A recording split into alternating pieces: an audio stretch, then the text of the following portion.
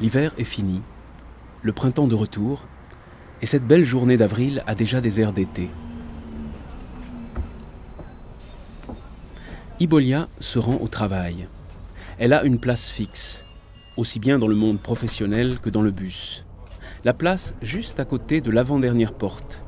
C'est la place préférée d'Ibolia, sa place, comme elle dit.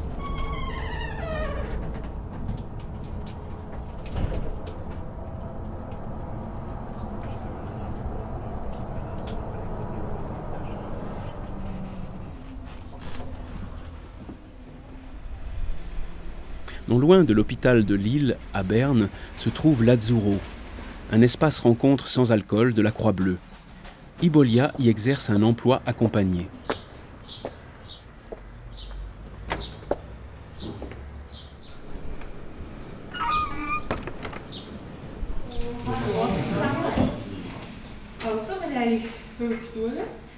Marianne est la responsable d'Ibolia. Elle est accompagnante socio-professionnelle. Chaque matin, elle attribue les différentes tâches à son équipe. Mon travail est d'encadrer, d'encourager et de motiver les gens qui sont en emploi accompagné chez nous. Il s'agit de personnes qui ont des problèmes de dépendance ou des problèmes psychiques. L'espace rencontre est public. Aujourd'hui, Ibolia est chargée de l'entretien. Passer l'aspirateur, ranger, nettoyer les tables et aussi les toilettes. Tout ce qui a trait au ménage.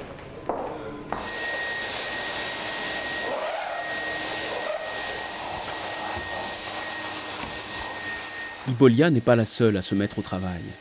Tout le monde met la main à la pâte. Martin s'occupe de la cuisine. Il prépare le repas de midi. Pendant ce temps, Marcus répare le réchaud à cire. Et Andrea repasse les tabliers. Mais ici, tout le monde ne fait pas toujours la même chose. Parfois je repasse, parfois c'est quelqu'un d'autre. Ça n'arrête pas de changer. Les emplois font partie du concept. Le personnel accompagné de l'Azzurro contribue à la gestion de l'entreprise. Il existe différents types d'espaces rencontres en Suisse. Mais rares sont les espaces comme celui-ci où les gens collaborent vraiment. Je dirais même plus, ils co-organisent l'espace rencontre. C'est valorisant, les gens peuvent s'identifier à l'entreprise et c'est un vrai travail. Chacun fait son travail lui-même. Il n'y a pas grand-chose à dire. Nous sommes indépendants.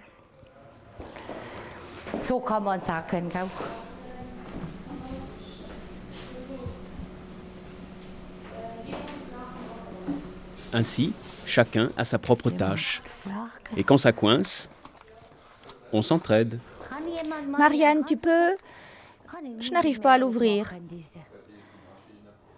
Tu dois appuyer puis tourner. Ah, comme ça. Merci. Ici, chacun a non seulement sa propre tâche, mais aussi sa propre histoire. L'histoire d'Ibolia débute en Hongrie, et elle se la remémore volontiers. Son enfance à Budapest, son mariage à 24 ans, la construction d'une maison et de grands projets. Ma grand-mère disait à tout le monde qu'on se mariait.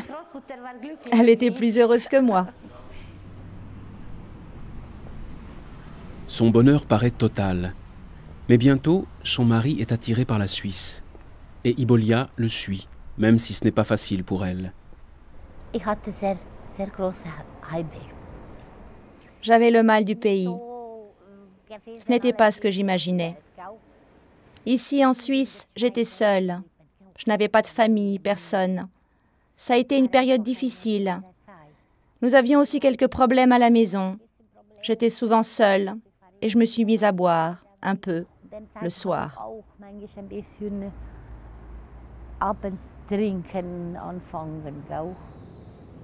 Puis, un jour, le mari d'Ibolia la quitte, pour une autre femme. Alors le monde d'Ibolia s'écroule. J'étais très triste et je me suis mise à boire plus quand il est parti. Je touchais aussi l'aide sociale. C'était une situation que je n'avais jamais vécue. J'avais fait de longues études et j'aurais pu avoir un bon job en Hongrie. Alors pourquoi je me retrouvais là, sans rien? C'est ce que je n'arrêtais pas de me dire. Et j'ai commencé à boire beaucoup plus. Elle finit par trouver un emploi de serveuse. Mais elle compense de plus en plus souvent ses rêves brisés et ses heures de solitude en buvant. Ce qui ne fait qu'empirer les choses. Pourquoi ça empirait? Parce que je n'arrêtais pas de penser à toutes ces choses.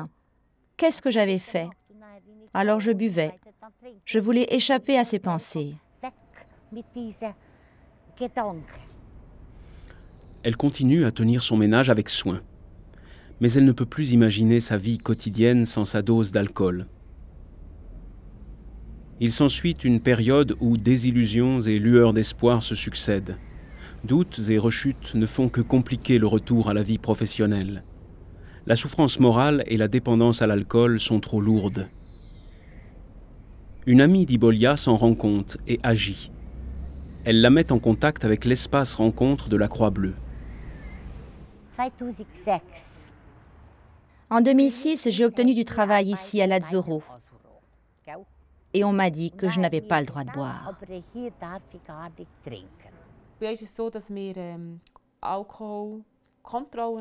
Ici, nous procédons à des contrôles d'alcoolémie, des alcotests, et quand ils sont positifs, ils n'ont pas le droit de rester.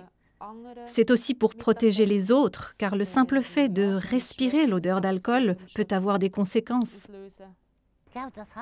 Ça a été un gros souci pour moi.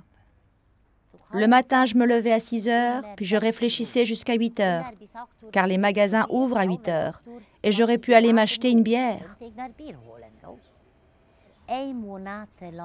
Pendant un mois, j'ai parlé avec moi-même tous les matins. Est-ce que je vais au magasin ou pas? Et un jour, je n'y suis plus allée. En novembre de cette année, ça fera 6 ans.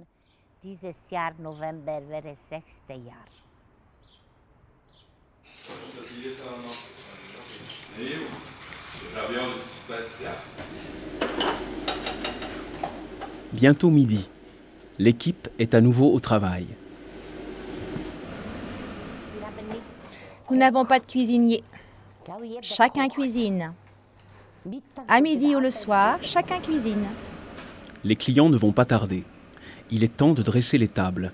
En effet, la gestion du restaurant fait partie du travail accompagné.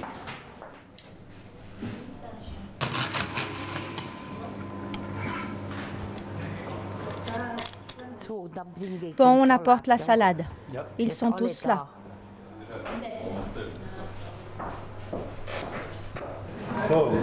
Merci. Encore 2.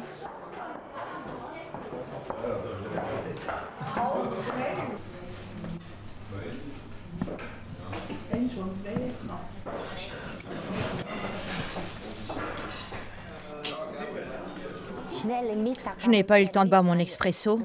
Quelqu'un me l'a pris. Cette fois, il m'en faut un tout de suite. Ici, on peut aussi manger ou boire un café. Le soir, les gens viennent jouer au yass. Il y a des jeux pour les enfants et les adultes. Mais aujourd'hui, pas de yass. Les clients préfèrent sonder les limites de l'orthographe dans une partie de Scrabble.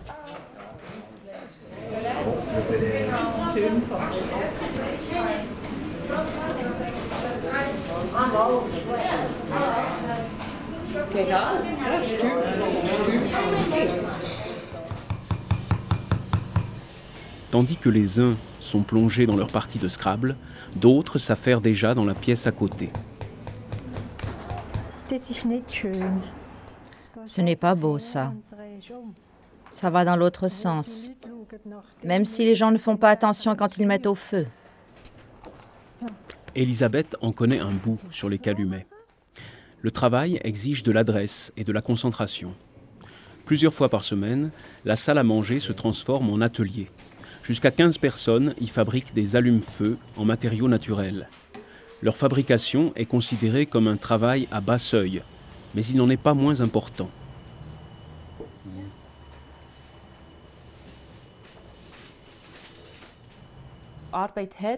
Le travail a une grande importance dans notre société.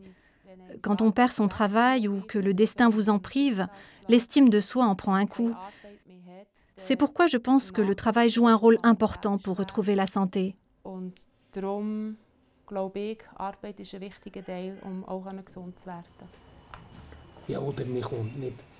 ne vient pas ici pour gagner de l'argent. Ce n'est pas le but de l'exercice.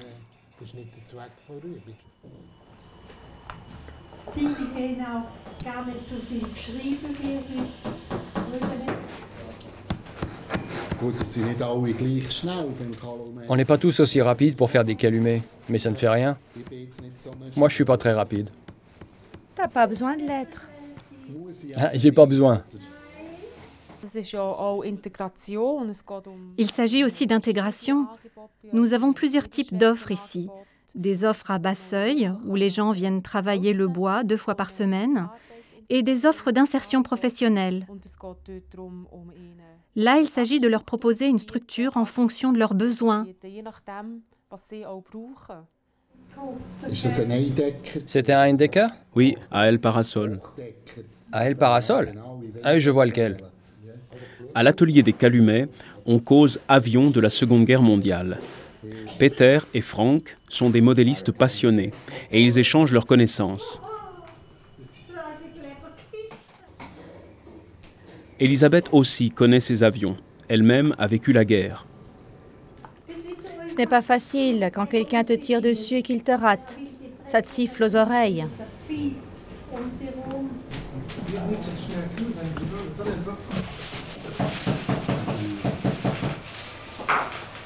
Celui-ci ne porte pas de nom.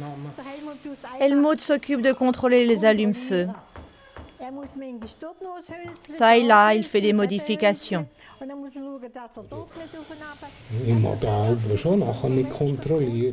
Pour le contrôle, j'arrive à suivre. C'est pas grand-chose. Il y a des listes pour chacun et je fais des coches pour voir quand ils arrivent à 30. Ils reçoivent alors du bureau un bon pour le repas.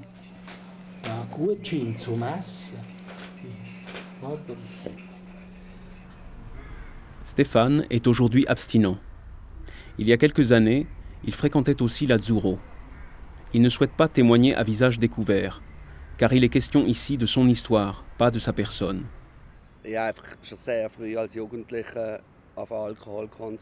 J'ai commencé à consommer de l'alcool très jeune, à 12-13 ans déjà. Mais après, j'ai été longtemps dépendant de drogues illégales. Mais là, je suis clean depuis 20 ans.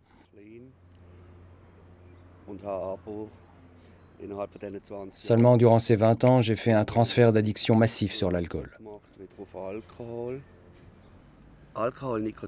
L'alcool et la nicotine sont accessibles partout, à tout moment, et même s'ils le sont moins qu'avant, ils restent aussi très banalisés. Pour moi, c'est le pire poison du monde. Il y a 10 ans, Stéphane suit pour la première fois une cure de désintoxication. Mais les rechutes se succèdent.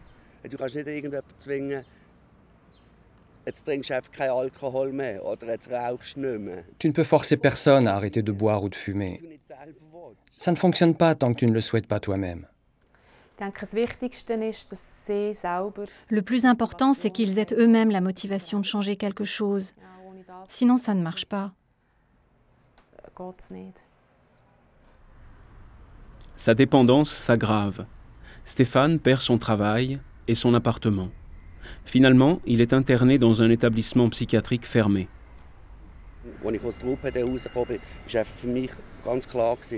Quand je suis sorti de l'hôpital, il était clair pour moi que je ne voulais plus jamais me réveiller aux urgences sans savoir comment j'y étais arrivé.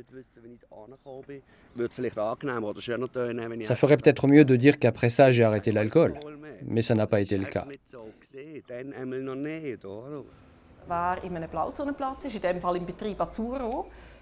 Quand vous entrez dans une entreprise zone bleue, en l'occurrence à l'Azzurro, vous devez aussi être suivi régulièrement en consultation. C'est une mesure d'accompagnement pour stabiliser les gens.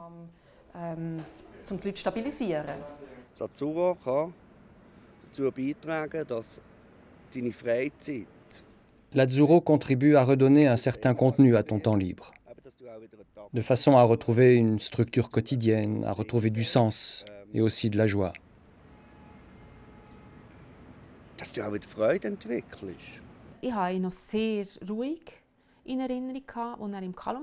Je me souviens de lui comme d'une personne très calme quand il était au Calumet. Quand il est arrivé dans la zone bleue comme aide, puis comme responsable de cuisine, il n'a cessé de s'épanouir. Il assumait de nombreuses responsabilités et cuisinait de manière autonome. C'était un cuisinier passionné.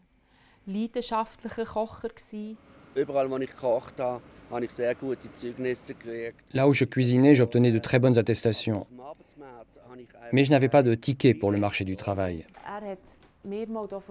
Il m'a dit un jour, quand le mot alcoolique figure dans ton dossier, tu es catalogué.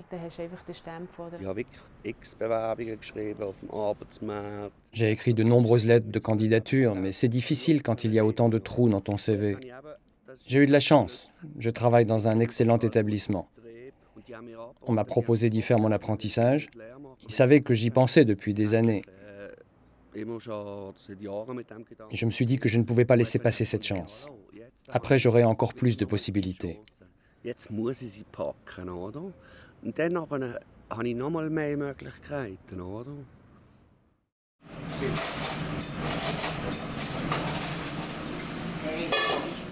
À la cuisine, on s'active à nouveau pour préparer le repas du soir.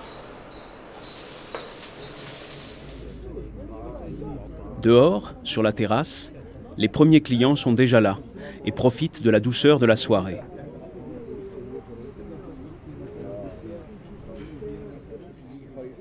Il y a aussi Annie. Avant de prendre sa retraite, elle était infirmière. Aujourd'hui, elle est bénévole à l'espace Rencontre.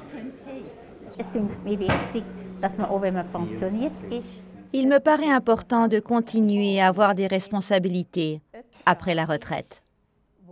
Par exemple, si quelqu'un vient ici de mauvaise humeur et qu'après un entretien, il repart chez lui un peu plus apaisé, ça me paraît valoir la peine.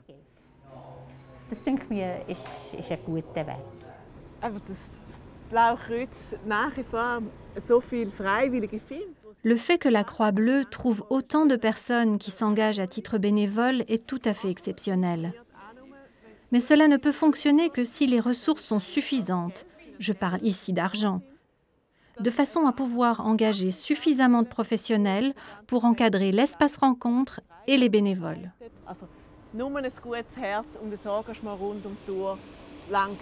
Le cœur et l'engagement ne suffisent pas. Il faut les ressources nécessaires. Il faudrait pouvoir créer d'autres types d'emplois, car ces personnes ont des forces, des faiblesses et des besoins tellement différents.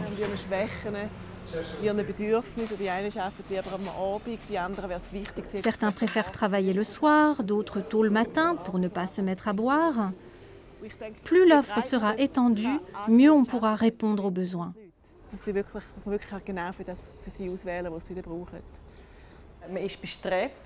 Nous travaillons actuellement à l'extension du concept d'espace rencontre au niveau national. Nous tentons également de soutenir des espaces rencontres en phase de construction, aussi bien sur le plan financier que conceptuel. Pour nous, il est essentiel de définir des standards minimaux concernant ces espaces rencontres sans alcool. Il ne faudrait pas devoir tout réinventer dans chaque canton. Je serais très heureuse si des Croix Bleues dans d'autres cantons pouvaient profiter de l'expérience de Berne, que cela puisse dépasser les frontières cantonales. Une longue journée s'achève à l'espace Rencontre. Mais il reste le souvenir des gens qui travaillent ici, leur destin et leur histoire. La plupart des clients n'en savent pas grand-chose. De l'extérieur, nul ne peut deviner ce qui se cache derrière la banalité des apparences. Mais ce sont justement ces gens, leur destin et leur volonté de s'engager sur une nouvelle voie qui donnent toute sa valeur à ce lieu. Des gens à l'écoute les uns des autres, qui s'estiment et qui pratiquent la solidarité. L'espace rencontre sans alcool leur offre un cadre à cette fin.